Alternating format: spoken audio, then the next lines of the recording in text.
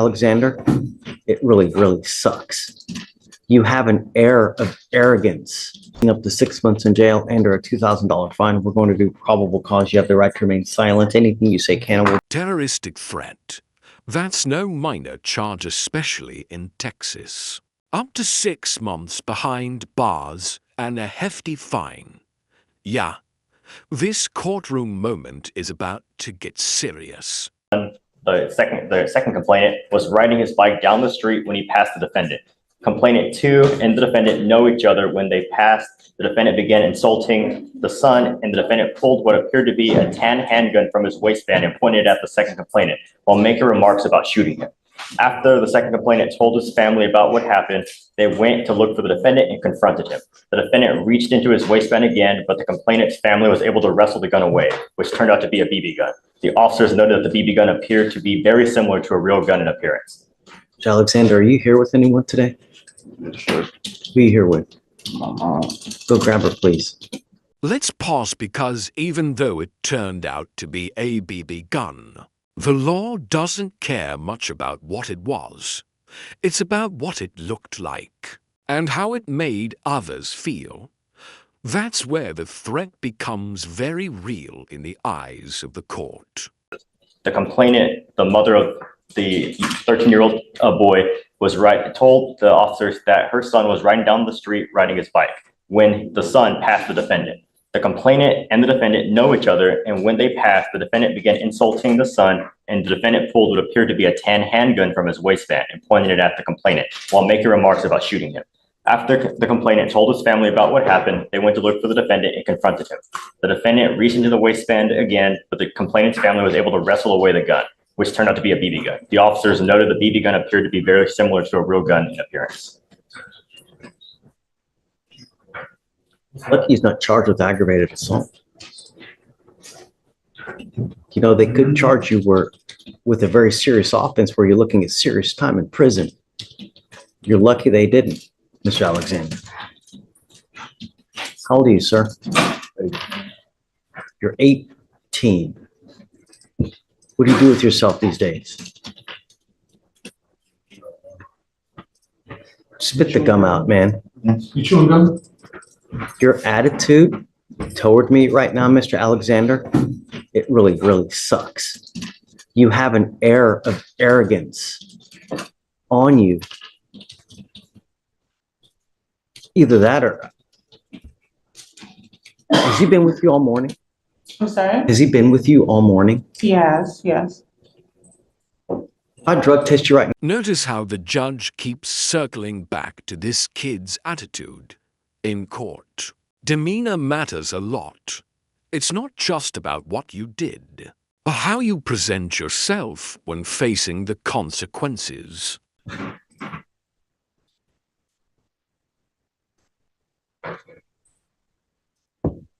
I'm sending him for a drug and alcohol test right now. I'd like to know what, if anything, is in his system.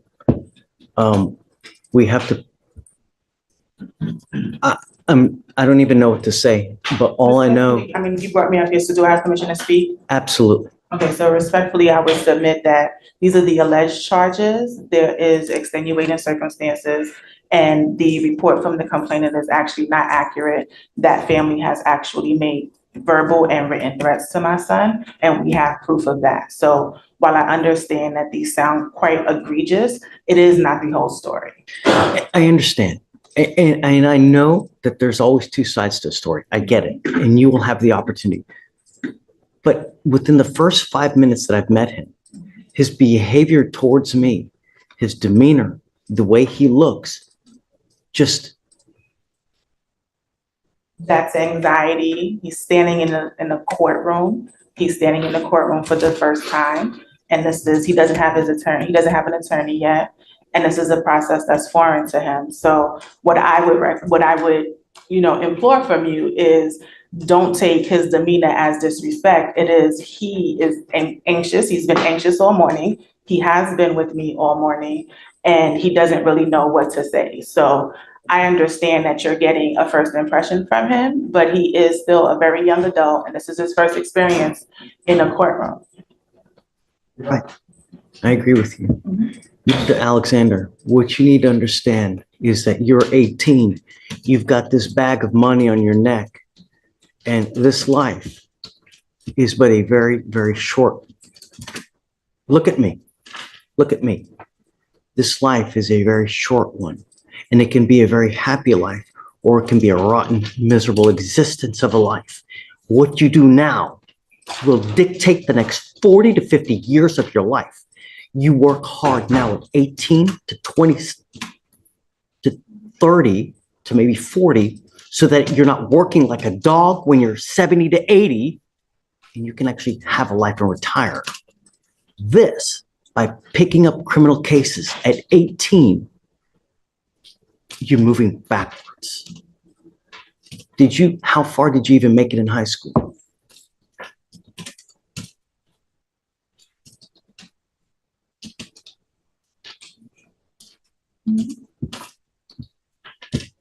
He's uncomfortable talking to me, asking me to answer. I want you to answer. I want to get to know you, Mr. Alexander. I want to know what's, sorry? Said 11th grade, Your He said Honor. 11th grade.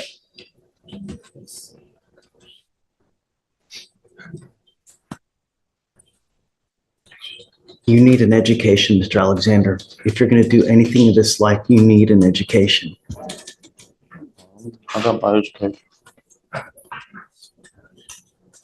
want to do everything I can to help you out. Okay? I really do. If he's smoking weed, it stops today. Okay? I'm going to drug test him right now because I want to know what, if anything, is in his system. If he tests positive, then I'm going to test him again in 40 days, give or take. The marijuana stops now. And I want him to get back in school. He either needs to be in. That's a rare moment when a judge offers not just a punishment, but a path forward. Drug testing, education, job requirements. It's tough love, but it's meant to redirect instead of just punish. As much as I can, and I will waive all your fees so you won't be responsible for any cost for anything. Thank you. All I want is him to be as productive and as good of a person as he can be. And starting out with criminal cases at 18 and to where he can't even talk to me, we need to change that. If I just make a comment about the bond conditions. Sure, of course. I've done I called the complainant's mother in this case a few days ago and kind of spoke to her about what happened. And I learned that there is a history between this family and the defendant. Back in the summer, this defendant stole a gun out of the complainant's house. He asked to enter the house under the guise that his mother had kicked him out, went into one of the complainant's uncle's bedrooms and stole a gun. He FaceTimed the complainant's uncle a few days later, flashing the gun, telling them that he was going to come hit up the house while flashing the gun at him. They used to walk to the same bus stop. They used to come out of the same bus stop, the complainant and this defendant. The complainant is terrified of the defendant. We've asked for no contact. We've also asked for GPS monitoring because of that. They don't attend the same school, but they were stopping at the same bus stop. Now the complainant asks that his uncle walks into the school bus every day because he is so scared of the defendant. And as I think is mentioned in the PC statement, the complainant in this case is 13 years old. Was there a police report filed for that incident? There was. I have the incident number. For that one you're referring to about the gun? Yes, where the gun was stolen. What happened? They didn't follow it up. They didn't call the police. They didn't, theft of a firearm is a very serious felony. According to the complainant's mother, they filed a report. She provided me with an incident number. How long ago was this? This was she said July. It was in July. I can attempt to follow up with the responding agency. I'm not sure if it was the sheriff's office or not, but I mean, either way, there is like a history between these two families. And the complainant and his mother are both in fear of the defendant. So, Mr. Alexander, I would again submit that this family lives around the corner from us. We have never been approached. He lives at home with me. In July, we actually were in Panama. for his 18th birthday. We weren't even home. There was never a time he was kicked out of my house. Were you out in Panama the entire month? We were out in Panama from July 10th until the beginning of August, yes. Well, So, that's not the entire month. well, most of the month, excuse me. And in addition to that, there's no one has come to investigate anything at my house. Okay, so Mr. Alexander, I'm issuing a protective order over this child, this other kid. You're not allowed to have contact with this person or go within 200 feet of where they live or where they work. Do you understand, sir? You're not allowed to be in possession of weapons. You're not allowed to have any kind of threatening or harassing behavior with this child. If they call back and they say that you have harassed them, then I will revoke the bond and I'm going to put you in jail. And I'm going to tell you now, I will not give you any more PR bonds. So all I'm asking you to do is stay away. No one is finding you guilty now. We're just Now this is where legal boundaries tighten no contact orders, ankle monitors, bond conditions. The judge is drawing a firm line here, and any slip-up could land Alexander right back in jail. don't charge it. The battery goes dead, then we will file a motion to revoke. Not a motion to revoke, but I'll revoke the bond. So as it stands now, what we'll do is I will send you now for a drug test. We're going to have you come back. I want to know what, if anything, is in it. And then I will provide you between now and then a lawyer, and we'll go from there. Do you have any other questions, ma'am?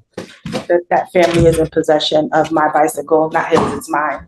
They actually stole that from him. You know, I would like my bike back. There's proper channels to do it. I don't know how, but as it stands now, he can't go over there, can't have any contact with them That's fine. whatsoever. You know, and I would venture to guess that if you go over there as well, it's probably gonna be even more bad blood. So No, I don't have any. perhaps you can find someone else, like another intermediary that can go over there and try to get a bike back. But at this point, just don't have any contact with them. And when you come back, then we'll have you speak to someone. Okay? All right. I'm going to have you sign a go ahead. Want to do it today? Correct. Yes. Mr. Alexander, I want you to either get a job or get into school full time. But when you have too much time on your hands, you become self-destructive. Your brain craves activity. It needs activity. And when you don't challenge yourself with either school or a job or anything, then bad things are they're just gonna come and happen. You have to occupy your life. You have to do something. Where we're headed now, you're going the opposite way of how you should be doing things. This is not a good way to start at 18. All right, please.